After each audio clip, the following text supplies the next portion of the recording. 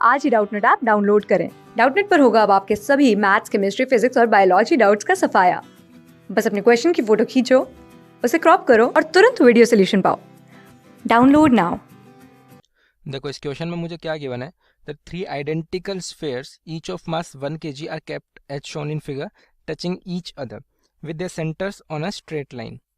If their centers are marked P, Q, R respectively, the distance of center of mass of the system from point P that is origin is.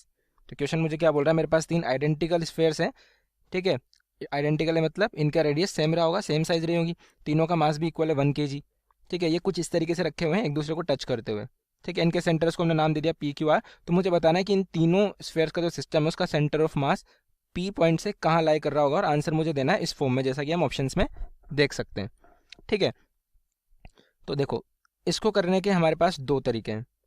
एक तो हमारे पास mathematics वाला तरीका कि अगर मैं इसको कोऑर्डिनेट्स असाइन कर दूं कि लेट्स से ये 0,0 मान लिया, इसका रेडियस मान लेता हूं मैं r, ठीक है. तो ये कोऑर्डिनेट कितने हो जाएंगे, ये 2r डिस्टेंस हो गया, तो 2r, 0 और ये हो जाएगा 4r, 0, ठीक है. इनके मास मुझे पता है, कोऑर्डिनेट्स पता लग गए, तो सेंटर ऑफ मास निकाल दूंगा मैं, ठीक है. तो उस तरीके से करके देख लेते हैं, फिर दूसरा तरीका भी देख लेंगे, ठीक है. तो देखो सेंटर ऑफ मास का एक्स कोऑर्डिनेट मैं कैसे लिख सकता हूँ, m1x1 plus m2x2 plus m3x3 divided by m1 plus m2 plus m3. तो इसमें वैल्यूज डाल देता हूँ मैं. m1 क्या है मेरे पास 1 kg, एक्स कोऑर्डिनेट है उसका 0, पी स्फेयर की बात करें, ये हमारा m1 है. 2 की बात करते हैं, इसका मास 1 kg, एक्स कोऑर्डिनेट है इसका 2r. सिमिलरली अगर थर्ड स्फेयर की बात करूँ तो इसका मास भी 1 kg है और इसके कोऑर्डिनेट है 4r, ठीक है. तो ये हो गया 4r डिवाइडेड बाय तीनों का मास का सम, ठीक है. 1 + 1 + 1 यानी कि ये हो गया 3. तो यहाँ से मेरे पास कितना आया, ये तो हो गया खत्म. 4r + 2r that is 6r/3 यानी कि 2r, ठीक है. ये आया मेरे पास सेंटर ऑफ मास का x coordinate that is 2r. Centre of मास का वाई कोऑर्डिनेट निकालने की मुझे ज़रूरत ही नहीं है, क्योंकि तीनों ही जो स्फेयर्स है उनका सेंटर एक्स कोऑर्डिनेट पे लाई कर रहा है, यानी कि वाई तो तीनों का ही 0 है. तो सेंटर ऑफ मास जो है एक्स एक्सिस पे लाई करने वाला है, ये तो मुझे पता है. तो मैं बोल सकता हूँ y of centre of mass तो 0 होगा ही होगा, यानी कि सेंटर ऑफ मास मेरा लाई कर रहा है 2r, 0 पे, यानी कि इस सेंटर के, इस स्फेयर के सेंटर पे, ठीक है. तो यहाँ से मैं कैसे देख सकता हूँ कि ये जो ऑप्शंस दे रखे हैं, इन ऑप्शंस को मैं एक एक करके चेक करना चालू करता हूँ, ठीक है. तो पी क्यू मेरा डिस्टेंस कितना है, पी क्यू डिस्टेंस है मेरे पास 2r, ठीक है. प्लस पी आर कितना हो गया, पी आर हो गया 4r, प्लस क्यू आर हो गया अगेन 2r डिवाइडेड बाय 3. तो क्या ये 2r के इक्वल है क्या, it is not equal to 2r, ठीक है. क्योंकि ये कितना हो गया 4 + 2 6 + 2 8/3 हो गया, तो 2r के इक्वल नहीं है. P Q plus P R check कर लेते, P Q plus P R, तो हो गया पी क्यू हो गया 2r और पी आर हो गया 4r, तो हो गया 6r डिवाइडेड बाय 3, तो it is equal to 2r. तो ऑप्शन नंबर 2 मेरा करेक्ट हो गया. P Q plus Q are भी देख लेते हैं, P Q plus Q are कितना हो गया 2r + 2r that is 4r divided by 3, तो it is not equal to 2r, तो ये इनकरेक्ट हो गया, ठीक है. Similarly option number 4 P R plus Q R, तो P R that is 4r plus Q R that is 2r, तो ये हो गया 6r/3 and it is equal to 2r. तो ये वाला ऑप्शन भी मेरा करेक्ट हो गया. ये तो हो गया मेरा मैथमेटिकल तरीका कि मैंने इनके कोऑर्डिनेट्स असाइन कर लिए और ऑप्शन वाइज चेक कर लिया, ठीक है.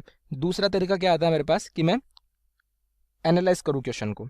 कैसे, सेंटर ऑफ मास जो है हमारा, अगर सिमेट्रिक सिस्टम होता है तो उसका सेंटर अगर हमें पता है कि कहाँ होगा, तो वहाँ मान सकता हूँ मैं वहीं होगा, ठीक है. तो मेरे पास यहाँ सिस्टम क्या था, मेरे पास सिस्टम ये था कि 3 स्फेयर है मेरे पास, तीनों आइडेंटिकल स्फेयर्स हैं, तीनों जो हैं उनका सेंटर एक्स एक्सिस पे है.